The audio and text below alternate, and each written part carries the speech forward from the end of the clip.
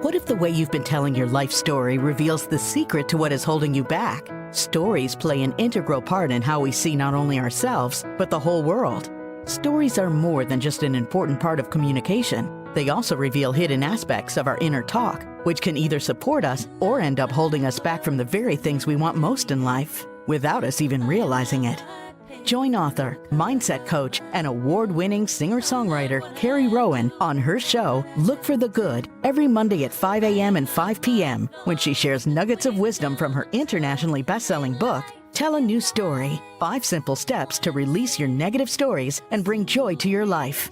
Carrie's powerful stories and compelling guests will empower you to change how you look at your own life while giving you some powerful tools and tips you can use every day to help you feel better and move yourself closer to the life you've been longing to live.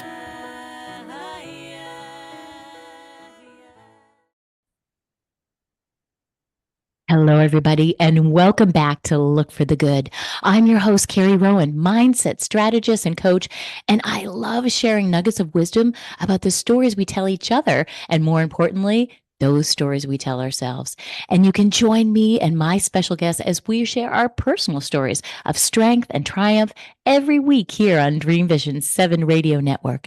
You can listen online on your mobile device, in your car, or ask Alexa to play Dream Vision 7 Radio.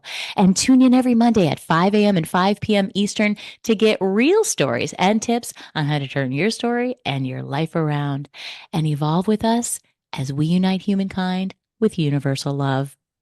Everybody, I am so excited because today I have something super, super special cooking up for you. I have a return guest on today. Hello, Holly, and welcome back. Carrie, what an honor to be back with you. Thank you so much for inviting me to be part of your community again. Well, it's just an honor to have you back. You are incredible, and I can't wait to dive into all the amazing things that you're doing. Um, and I love your story. Your story is so beautiful, and you are just the epitome of look for the good because we love diving into those stories.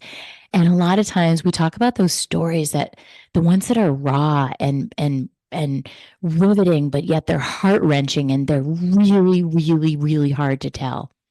And I know when a client comes to me with a story like that we are on the verge of a beautiful breakthrough.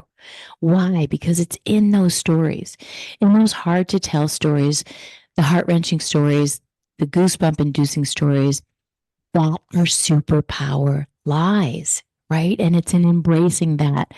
And I love that about your stories and how you weave them so beautifully from your heart to the pages so that they touch our heart so deeply. And I feel as if those are the best stories in the world, the stories that come from our truth and our truth that is the hardest to tell. And so that, my friends, is what we're going to unveil today. We're going to talk about all that goodness. We are going to dive into Holly's second book.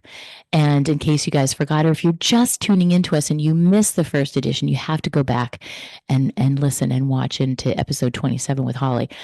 But let me give you a little update on Holly. Holly Ruth Finigan is a writer, entrepreneur, and meditation advocate based on Nantucket. She is Miss Nantucket, by the way. She teaches people through her words and her multi-layered communication skills how to feel empowered through self-love and healing relationships with parents. She considers every day she wakes up to be the best day of her life. Wholeheartedly, the one you want to find is her first book, and today she's going to unveil her second book. We're going to talk about that. So Holly, welcome back to the show. I'm so excited to have you on again. Carrie, thank you so much. It's so beautiful to be back with you a year and a half later. It's so inspiring to be with somebody who's working with longevity here, to be on your 27th show and then now be back, well into your 100th show. It's really impressive. So I was saying to you, one of my favorite lines is always, if you're persistent, you'll get it. But if you're consistent, you'll keep it. So thank you for the consistency of your show. And thanks for having me back on because, yeah, this is a really special time right now, Carrie. I am relaunching the Wholeheartedly 2.0 of The One You Want to Find Is You. So I'm putting together, that first book that I had the honor of talking to you back in episode 27 was all about healing the relationship with parents and finding self-love. And I realized, one of the things that I feel like as a fellow author, you might be feeling alongside me is sometimes you don't even understand your book until it's out for a couple years. Did that ever happen for you with your book? Did you ever So true with the book and right? also with the songs, always with the songs. We used to talk about this all the time when I played with one of my best friends. We'd be like, what the song is, did the song morph or did we morph or did it both happen so beautifully in sync? Totally. And I found as I did my launch of my first book, I launched it on January 22nd, 2023. And when I launched this book, I really didn't even have the understanding of what it really meant to launch this book into self-love. And so over the course of the last 2 years, I've really gotten to understand my book, my memoir, my love better for it, because, my book is all about the journey to self-love. And over the course of those 2 years, I realized that there's 143 stories in my book that lead Wow. to love, and 143, right, is I love you, right? So 143 stories that led there. There were 13 letters in my book, and those 13 letters were to my mom of things I wish I could have told her now that she had passed over to the other side. So 13 is the luckiest number in the book. It's the number of divine feminine. Don't let anybody tell you that it's unlucky. It is a true golden numeral. So Mm. 13 letters to my mom. And then I had these 22 chapters. And if you're a tarot fan like I am, there are 22 cards in the major arcana. And 22, which is the final chapter, also goes back to the tarot card 0, which is the Fool and Start Again. And, my name is Holly Ruth Finigan. That is, my given name. Holly, my name, Ruth, my mother's name, Finnegan, my father's name. But what I realized is that my true name, my heart's name, my self-love, who I am before they named me, is actually Holy Truth, Begin Again. And that's really who I am. That is my self-love journey, was finding out who Holy Truth Begin Again was, alongside the outer version of Holly Ruth Finnegan. So as I came into this beautiful understanding, I realized, hey, what could make Wholeheartedly 2.0 even more magical? Well, it's putting a whole workbook at the end so that everyone else can go on the journey to finding their heart's name and going into finding their moment of self-love, alongside unpacking the stories that no longer serve. So this new book with the workbook is coming out on International Women's Day, March 8th. And so if people are Woo! in that one, we'll be able to link it, because I self-published too. Carrie, I know that we're both into this empowerment with, doesn't matter how you get it out there, it's just that you do. Don't wait for somebody to tell you you're amazing, I'll sign you on as an agent. It's like, no, be your own agent of change. And if you want to self-publish, we live in an incredible time in the world where you can do that. So I Yeah. self-published my first book, and now as we talk about the second book in the Wholeheartedly trilogy, The Queen of Golden Hearts, I decided to seed that one with Substack. So let's chat Substack. I love that. Yeah. This is the place to be. This is the new and evolving place for creatives, I feel like, of all type.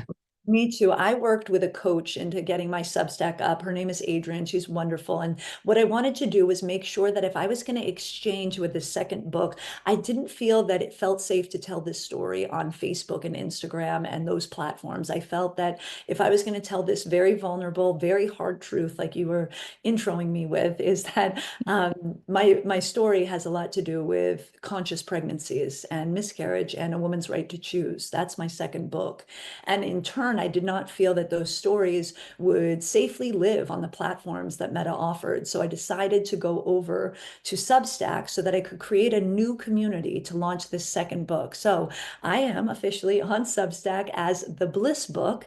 And in the Bliss Book, you can get the beginnings of the Queen of Golden Hearts, which is the story into conscious pregnancy. And it is a hard story to tell. And I don't want to ever sugarcoat this next book. Also, I got to also just started out, Carrie, that it's a major trigger warning to a lot of women out there. So if you read my story and you're interested in talking about conscious pregnancy, miscarriage, abortion, conversations that seem to come with a lot of layers right now, please note that maybe this book isn't, it might not be your right time to read it right away, but I'm here as a advocate for women and for really attuning to how they choose to bring life into this world. And it's really important right now more than ever that we have these conversations.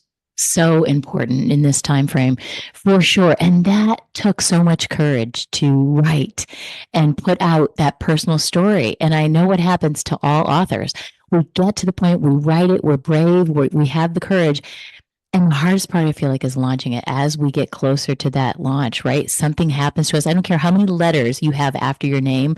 People have that imposter thing that kicks in and says, wait a minute, what are you doing? Totally. Have you read The War of Art by Stephen Pressfield? I It's have one of not. Okay, I'm sending it your way as soon as we're done here. Everyone out there, The War of Art by Stephen Pressfield talks about resistance with a capital R, like it's a human, Mm, okay? And as you are getting towards doing this big thing, doing the damn thing, getting it over to the other side, yeah. resistance loves to come in. And I know you know this with me, Carrie. When you get to 90% of the way done with something, that last 10% is always the hardest because Yeah. that resistance. And when you're doing something really big, that resistance with a capital R is going to come in tenfold. It's going to 10%. No, watch out. This is going to be where you got to go to battle for yourself and show up for your work. Because if you really want it, just like you're persistent, you'll get it. But to consistently keep putting your truth out there, it takes major courage, major hard work. So I highly recommend looking into the power of the resistance and how to overcome it with Stephen Pressfield's book. Oh, I'm so going to read that because it's a thing. Like I said, I can't even tell you how many, I have companies that hire me to go do this talk on the imposter syndrome because it is just so common. It happens to everybody. Um, and then I even go on there and quote all these famous people that you would know that had that same thing happen because it's just a phenomenon. It's what our brain does so beautifully, right? It thinks it's keeping us safe and it's going, oh, wait, Holly, wait, you're way over your skis on this one, honey. You can't talk about this. What in this day and age, right? This is the voice that comes in and tries to stop this beautiful thing that you've created because it thinks it's keeping us safe. But this is where we have to retrain that little monkey mind, right? Totally. And you got to recognize because what happens to one of us happens to all of us. That's my dad's favorite line. My Ooh, dad always said, when one of us has a pain in the ass, we all have a pain in the ass, right? it's So so true. use the French there, but I will say it's so true. What happens to one of us happens to all of us. And so, in that moment of what happens to you or for you, however you want to look at it, is it gives us all the opportunity to recognize the interconnectedness of all of our stories, like a spider web. We're weaving it all together. And right now, Carrie, we are in a time where we need to weave more matriarchal women's stories together. So, thank you for Yeah. space to it, just like this today. Absolutely. It's the weaving of that. And I love that you've pulled in so many things. Like I'm often quoting my father as well. It's that wisdom. It never goes out of style because they knew it back when in their time and their ancestors before them. Our ancestors dealt with the same stuff because it is how we are all wired. And yes, we all might be wired just a little bit different, but when it comes to the fear part of our brains, we're all wired the same. And when you can understand that, and I love what you said, give it a name, acknowledge it. Resistance with an R sounds a really good name for it. And then make your plan after that. Know that it's going to happen because when you know and you're not blindsided by it, it gives you the tools. You already have a tool in your back pocket that you can use because you know it's coming. And I love getting that out there because this is some of the stuff that people don't talk about, you know? Oh yeah, when I realized that I had no idea when my trilogy, the Wholeheartedly trilogy, which the second book is getting completed as we speak, so much of that book, I had no idea what I was writing while I got it together. I wrote about basically what I'm really interested in talking to women about is about queening their life.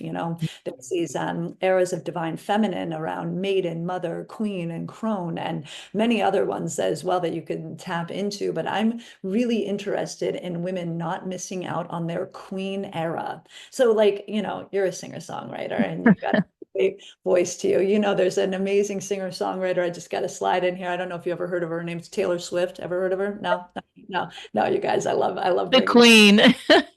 And the Queen of the Bridge, right? That's what she's known as, the Queen of the Bridge. And so Taylor Swift, what's so beautiful about what she did with her Eras tour is she showed us loving every era of herself, right? Whether or not Mm. we loved every album, she gave us the opportunity to really see her through every single era that she went through. And my sister Sana and I, we went to the very last Eras tour concert in Vancouver on December 8th, 2024. And we went all the way from Nantucket Island for me all the way to Vancouver for this one show, but I knew I needed to see it because what I'm so interested in helping people with this next book is how do you get into your queendom? How do you get into and love every era of your life? And it comes to loving every story of your life, even the really big shadow ones. And I know we're going to get into that when we talk further. Totally. It does come to that, doesn't it? I love the way you have put that metaphor together for what she was doing, because it's totally that.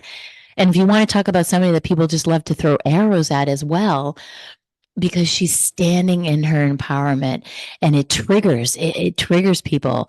It Oh, triggers I mean, emotion. this is the year of the snake. So why I went there, my first book is all snake medicine. And on the cover of Wholeheartedly, the one you want to find is you at the top is actually the golden serpent around a downward facing triangle, meaning divine feminine. And in the center is the shadow. And what happens to women when they own their shadow as a matriarchy, we turn everything to gold. And that golden serpent, that Kundalini energy works its way up through us so that we can actually crown ourselves through our crown from root to crown.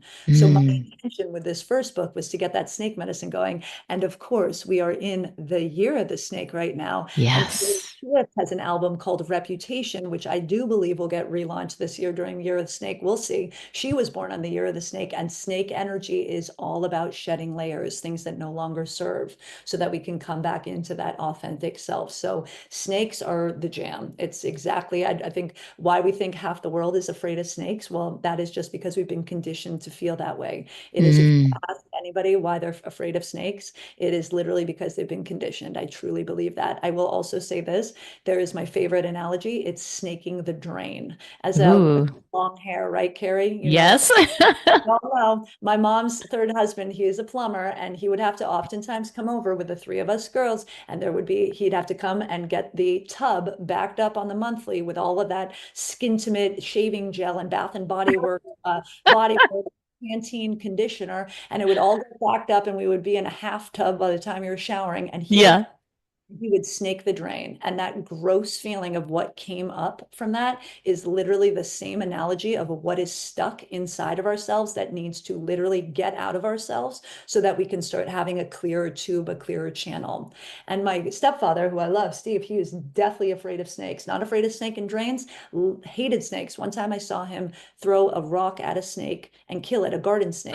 And then he puked immediately afterwards. And I remember thinking, oh my gosh, this 6'2" husky truck driving plumber with, born with a cigarette and a gun, whatever. He's afraid of this garden snake. What? Right? What?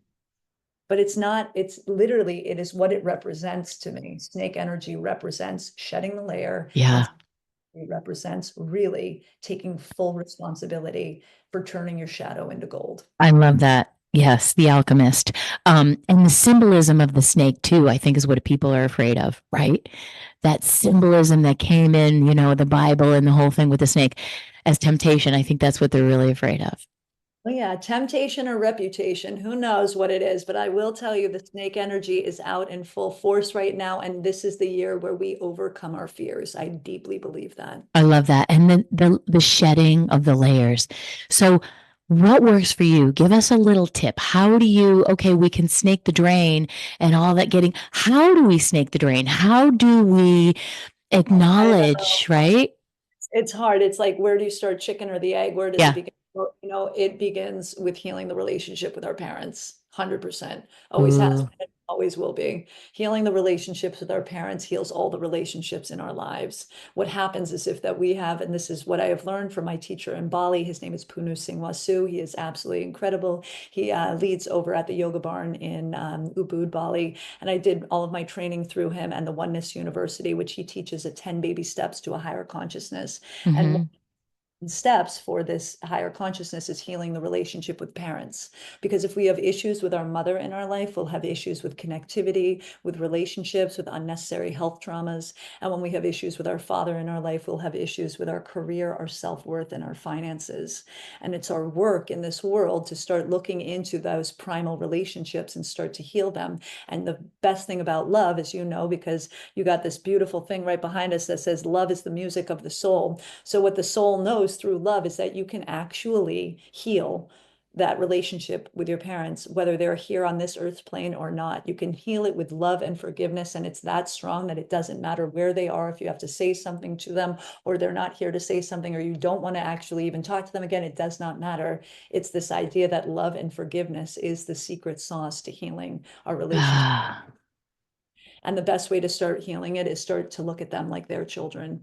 So I love that. And look at them like children and that they were doing the best that they could. It's that sort of assuming best intentions, right? Um, they were doing the best that they could with what they had at the time. Yeah. exactly. And I'm so excited because we just brought Puno into this conversation, is that this summer I'm going to be having a really beautiful reimagination of something we're going to talk about here, which is called the reimagination of the Nantucket Yoga Festival, alongside my co-founder. Her name is Joanne Burnham, and her husband Ted. They started something out here called the Nantucket Yoga Festival, which ran from 2012 to 2019. And it took a little nap for a couple years, and now it has come back. And here on Nantucket, we are relaunching a reimagination of the Nantucket Yoga Festival called A Happy Place, a Wellness Symposium. And our teachers, and even some that I'm even mentioning, are going to be coming here to Nantucket to share all of this beautiful wisdom around health, happiness, and longevity for one inspiring weekend on Nantucket, June 21st and 22nd. So if there's anyone who is really interested in doing this work or learning more about how to heal relationships and just, go into the level of self-love around how to take better care of ourselves through movement and mindfulness and meditation practice, this beautiful weekend here on Nantucket will be a game changer for those looking for retreat. Oh, absolutely. So beautifully said, my friend. All right, we're going to pause right here, guys. We'll be right back. Don't go anywhere. We'll be back with Holly. After a 5-year slumber, something magical is returning to Nantucket, but with a fresh new vision.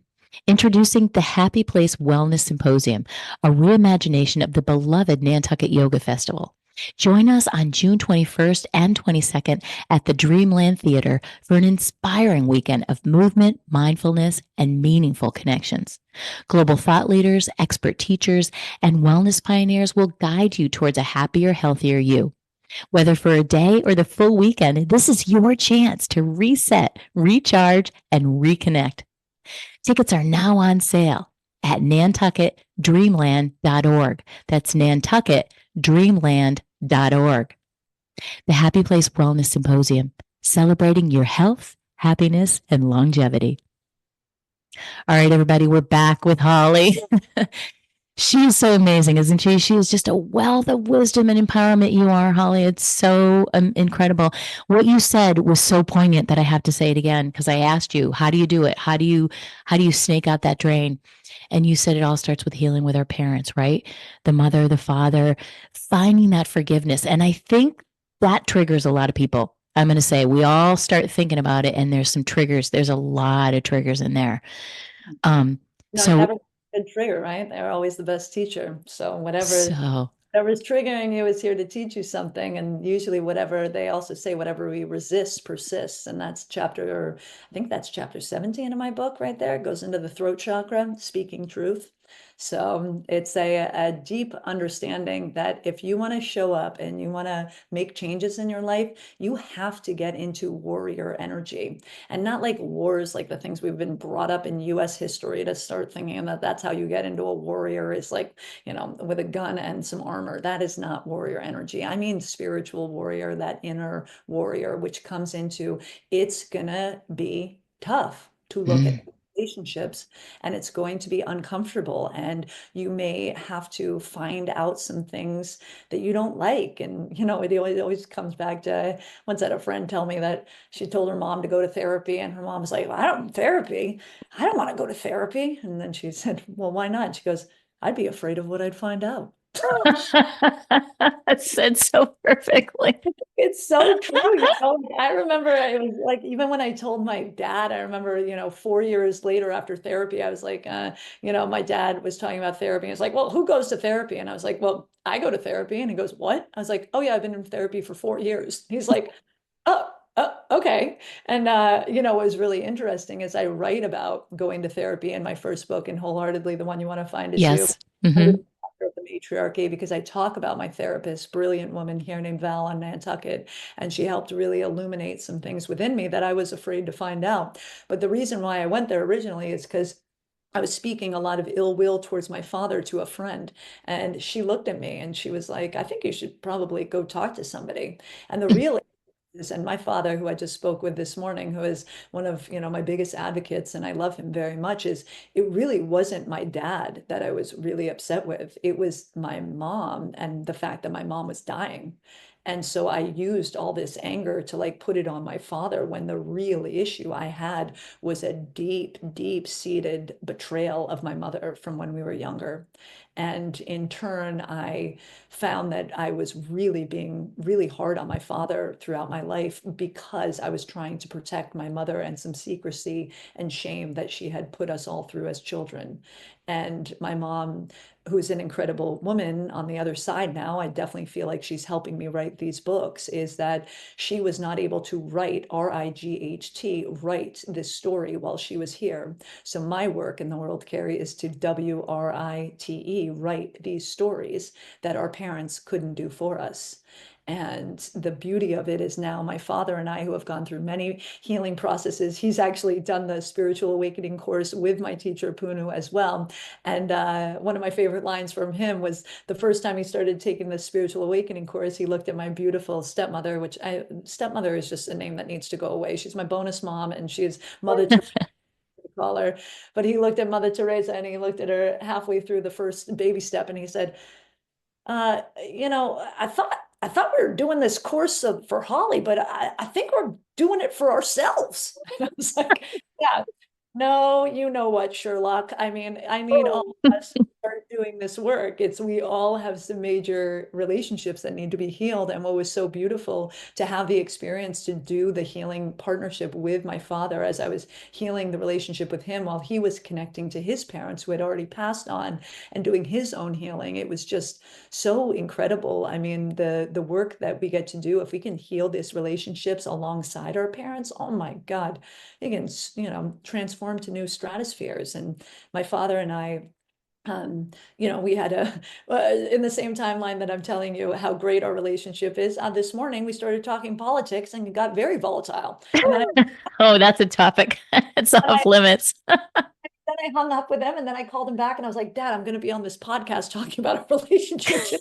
I can't have that be it. And we had to laugh. And I was like, you know what? We're going to need some boundaries around our conversations. And that's okay. Like, this is what it is right now. And my relationship with him is very important. And my self beliefs and how I need to show up in the world is very important. And it's not going to be pretty for a little while. And because of that, I don't need to try to change his mind, and he doesn't need to change mine. We just have to be the change we want to see in the world. That's I all. love that. Yeah, I love that. And a lot of stuff there's so much truth in what you're saying. And a couple of things that I did write down that really struck me. And I got goosebumps when you were talking about those stories of shame and all those things that do get passed down from generation to generation. I don't think people have a full understanding that those emotions and those traumas can get passed down through the generations, which is a real thing.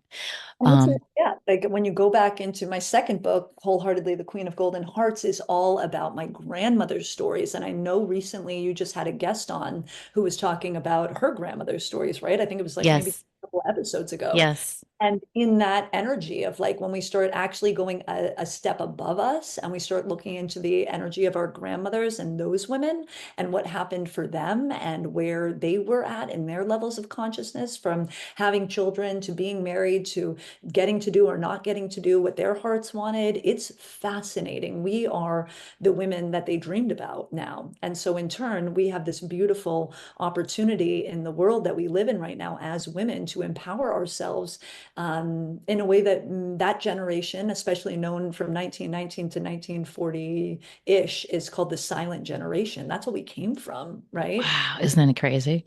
Right? They're like used to being silenced. And like this is the opposite of where we live now. So how do we balance out that ability? You know, my grandmother, who just passed over, my final, you know, maternal grandmother, passed over on September 20th this year. And, you know, she literally said to me as I was publishing my first book, she gave me her blessing for it, but I was healing the relationship between her and her mother in on that first book as well. Because what was really happening, a lot of the self-loathing that I was feeling within me was coming from the self-loathing that her mother felt within her by being pregnant before marriage.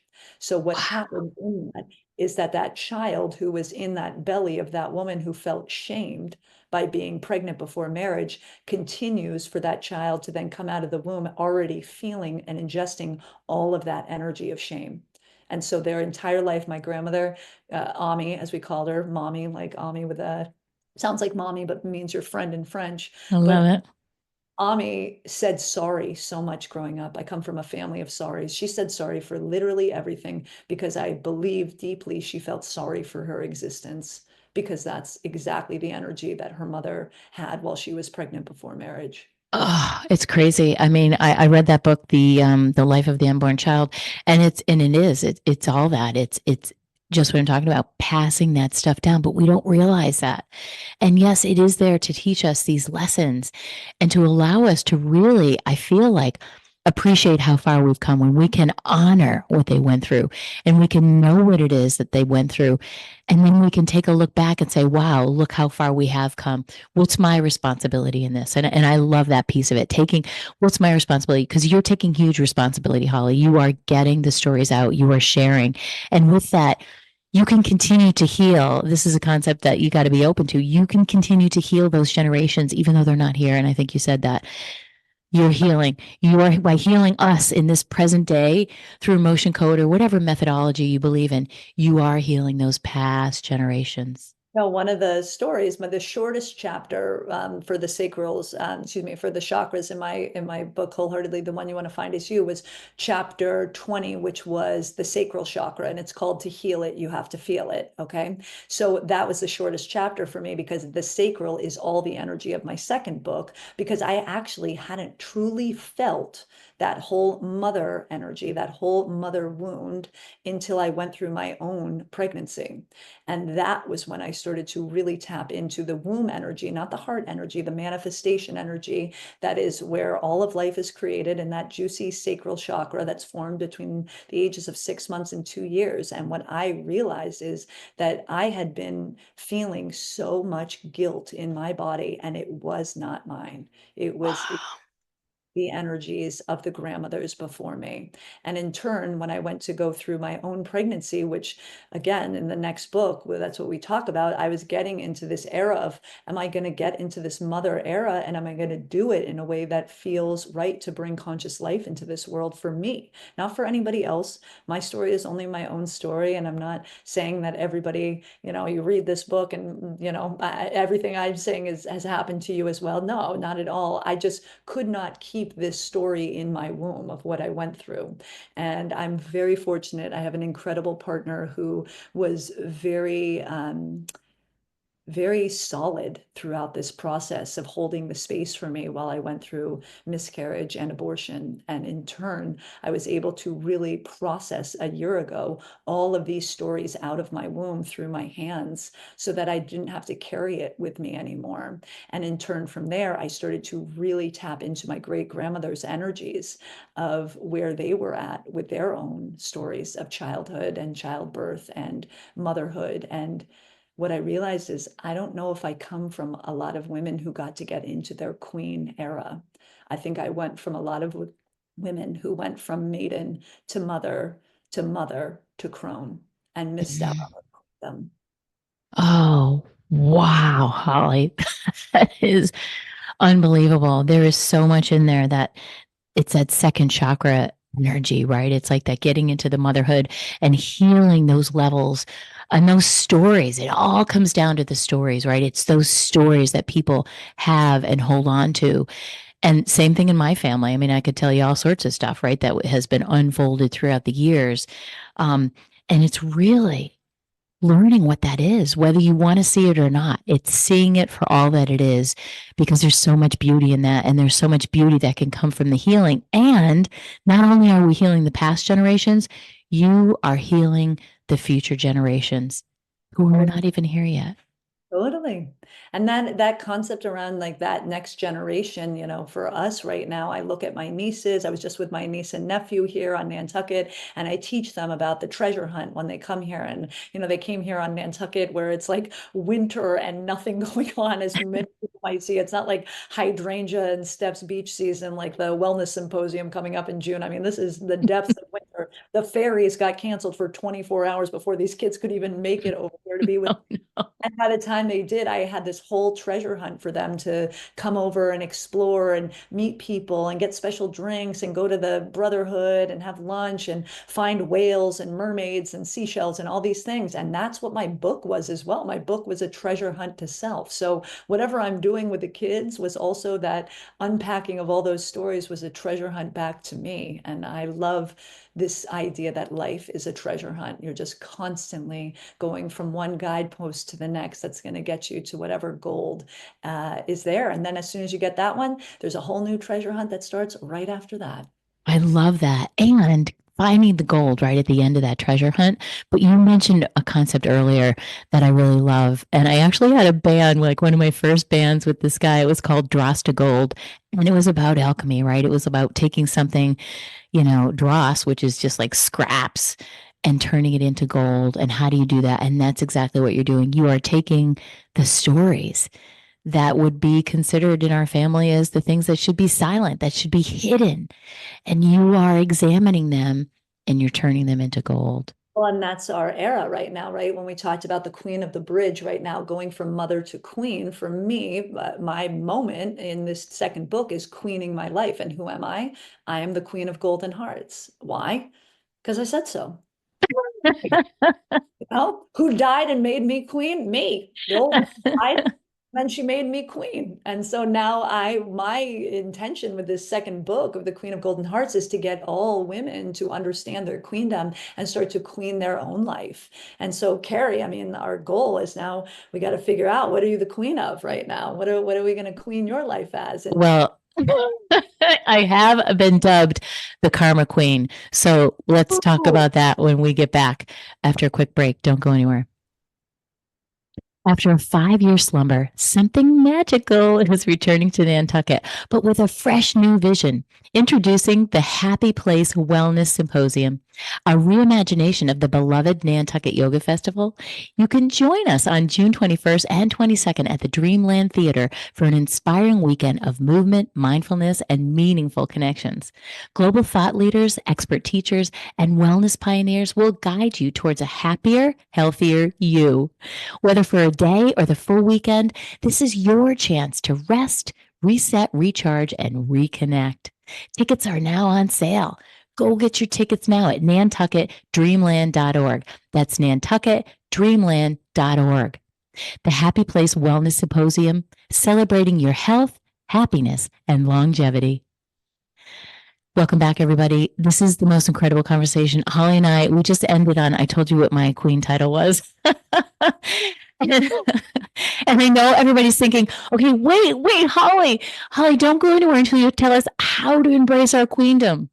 well, I love that you're the Karma Queen, because at the Taylor Swift show, the very last song that she does at the Eras Tour is Karma. That's the last song. So it comes back into that idea. Like one of the things that she says is karma is a queen. She says that. Really?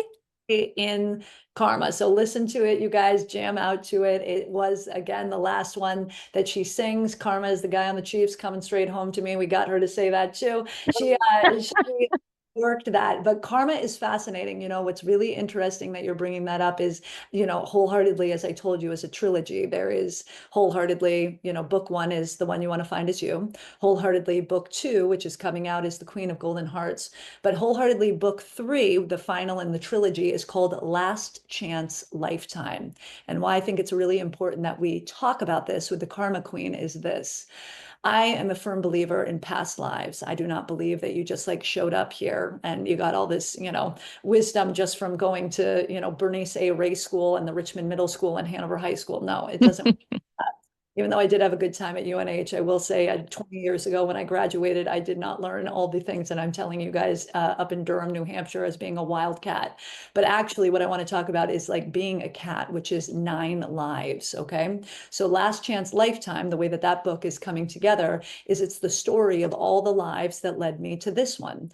And why I think, Carrie, it's really important that we start talking about this is it for the karma of everything, which again, we'll have everybody look into. It's an important thing to Google, and I don't care what AI or Google or Safari is going to tell you. This is a big thing to start thinking about here on the Earth's plane right now. Karma has to go back to how many times do you want to learn the same lesson? And what I learned from being here for this chance lifetime is this. I was in Sedona, Arizona. It was November 2021. And my friend Georgie and I were at this guy, his name was Ty, and he was like kind of like one of the OG Sedona healers, it felt like. And we kept walking by his, eagle rainbow looking sound place. And I kept saying, maybe we should go in there. He looks kind of like old school, though. It didn't have like an Instagram look to it. It looked like Instagrampa, like somebody who had been there for a long time. And Ty gave us a reading, me and Georgie, and she listened, which I love because all he kept doing was pointing at her and calling her my daughter. And she's like 9 years younger than me. And I was like, okay, this is not my daughter, obviously. This is my friend. Why do you keep saying that? And I'm realizing he's saying it because she's been my daughter in many other lives. And he said, your daughter here, your daughter here. And he said, so you had a really difficult pregnancy. And I was like, wait, what? Difficult pregnancy? Well, that was coming up soon for my pregnancy for, 3 years later after this chance meeting with this guy in 2021, which again is about the Queen of Golden Hearts. But the real story that he really tuned me into, that I really needed to turn into, is this idea. He said, oh, I remember you. You're on your last chance lifetime. And I said, what? Last chance lifetime? What's that? Is that like YOLO? Like you only live once, He's like, no, your last chance lifetime. You came here to do the thing and you better do it. And I was like, oh, okay, well, last chance. Well, what's the thing I got to do? And he looks at me and goes, I don't know. That's for you to figure out. And I was like, oh my God, last Wow. chance lifetime. If this is my last chance coming to Earth, how am I going to live? If this is it, and I got all these chances to come back here and all these times and all of these ways to show up for myself and to do something and to do the damn thing, what was the damn thing? What was it? And I believe I know what it is. I can't give it to you right now because I'm on that last chance. I don't want to give up all my options right now and solve the Wheel of Fortune puzzle with Don't say it. yeah, but I will say this. Ever since I've heard that last chance lifetime, it has helped me release all of that snake fear in my life. Because if I don't do the thing that I really want to do here on Earth, what if I never get a chance to come back here? What if this is the last of my karmic cycles and I never get the chance to get that one more life? And the one thing that I really look back at as I talk to the Karma Queen here is what is it that made me want to come back as a woman? Wow. That is so huge. Well, I think because this is it, you have got this story. It all lies in these stories, right? You are here to guide us, to be a light, to be the queen of all of us, to be the mother of all queens. The mother of all queens, the queen of golden hearts. Well, as we get to the karma queen and the queen of golden hearts, I do deeply, deeply believe that what's happening right now is things are getting channeled through us. It's not me. There's 4 levels of consciousness. If people look this up, it's fascinating. To me, by me, through me, or as me. Okay. And what I really want us to start recognizing is the difference between by me and through me. And that means this. How do you let go of the ego of this being by me? Like, this Leonardo da Vinci's Mona Lisa by him, or Mm-hmm. by this person. It's not that. It's what came through me. And how I'm looking at this beautiful opportunity right now as we talk about this level of through me consciousness is I'm just a channel. I snaked the drain. That's all, so that things could flow through me. so that the shower works properly, so that the divine can, blast open my crown and get all this good information through me, because I've cleared out my heart and my womb space so that it can come and birth out as whatever it needs to be birthed as. And just a heads up to all those listening, mother is a very triggering word, but it does not mean because you had a child out of your vagina that you're a mother. It's actually, even the word vagina needs to go away. You need to change it to yoni, which means sacred space. Yeah. Happens out of your yoni to make you a mother, it's going to be birthed in many different ways, whether it's songs like you're doing right now, podcasts, the ability to birth a life out of you if you are so beautifully granted that honor. If you have that moment of you can be a mother to other people's children's or adopt kids, or you can be a mother to your grandmother as they ail and move to the other side. Every man and every woman has a mother archetype energy in us. And we have to remember that it is not only if you have a child come out of you that makes you a mother. There are so many other ways we need to mother in this world. And we need to recognize that the mother word is so loaded, but Mm. it's actually because it lives with me, and it's as me as it is as you. It is as all of us are. That's absolutely beautiful. And I've often felt that I am just the channel for the music that flows through me, for sure. And the best songs are when I have snaked that drain, even though I might not even know that I have. And they just come flowing in, like the moment that I wrote the song called I Am Life. And I put down Eckhart Tolle's book, A New World, and it just flew out me. Like we were supposed to be leaving somewhere and like, no, no, no, wait, just wait. And I'm typing it out.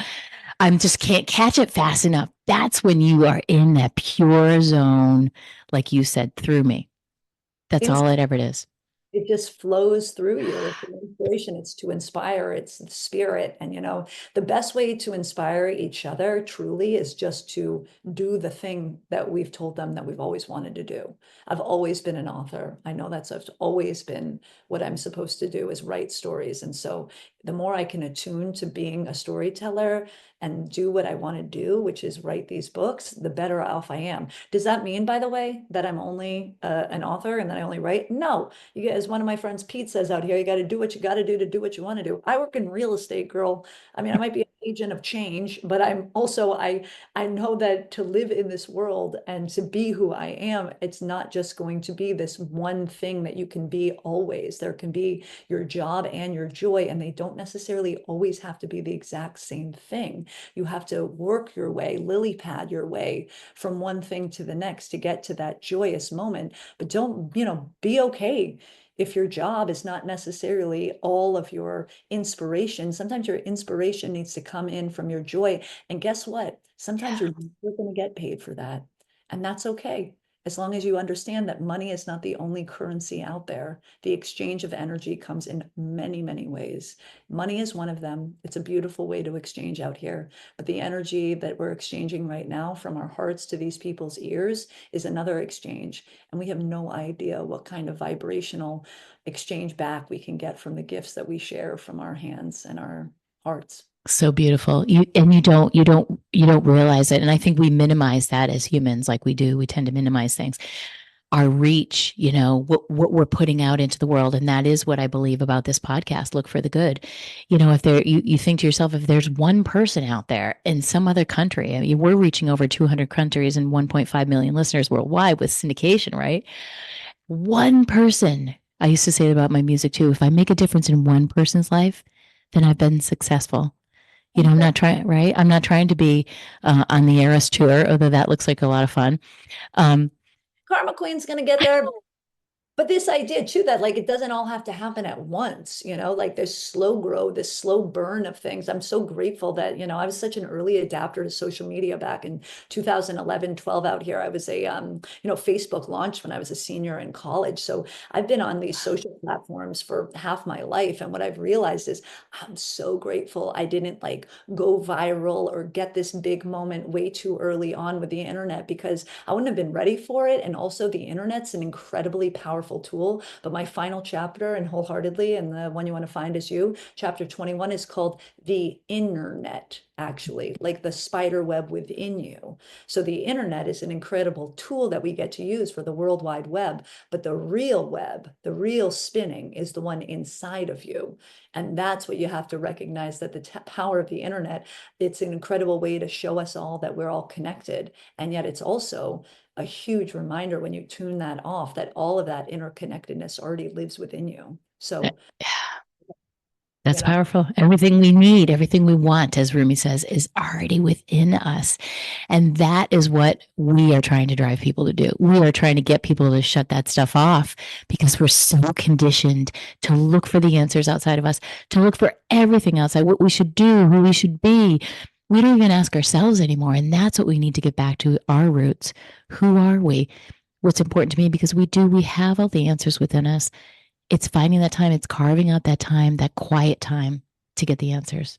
perfect as we finish up this to talk about this incredible opportunity. If you guys like what I'm talking about, if you're feeling into this energy of healing and mindfulness and really spending some time to connect to your own hearts, like come join us here on Nantucket for the reimagination of the Nantucket Yoga Festival. It's here with the Happy Place Wellness Symposium on June 21st and 22nd here on the beautiful island of Nantucket. If you are looking for a retreat, a women's retreat, a family retreat, a couples retreat, a friends retreat, just a solo retreat, this is the opportunity for you to come out. And I've partnered with an incredible hotel out here called the Beachside, where you can put in a nice code, Happy Place 25 in the Beachside for their hotel, and you can get a discount on a room, so you can come here with your friends and be able to walk to the dreamland, to go learn about health, happiness, and longevity through some incredible keynote speakers from all around the globe, including my teacher from Bali. So with all of that energy,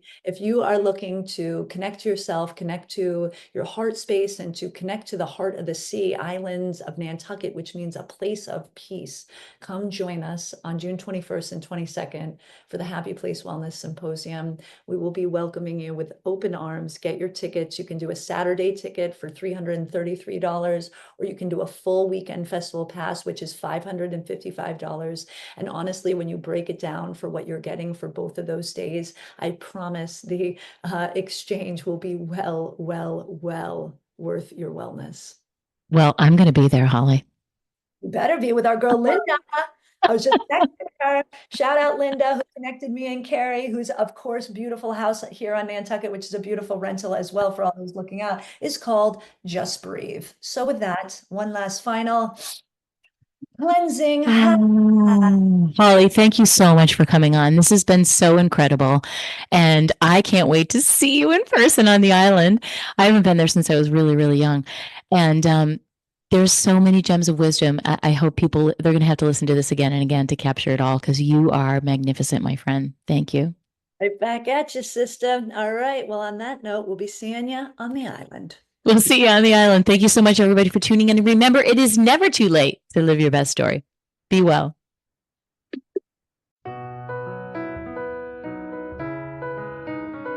Thanks for tuning in to Look for the Good with your host, Carrie Rowan, best-selling author and mindset coach. Join us every Monday at 5 a.m. and 5 p.m. right here at Dream Vision 7 Radio Network. If you weren't able to catch an episode, no worries. Just visit our website to find all the archived episodes of Look for the Good on demand, so you don't miss a thing. And remember, it's never too late to live your best story. For additional resources or to find out about how you can work with Carrie directly, visit carrierowan.com for more details.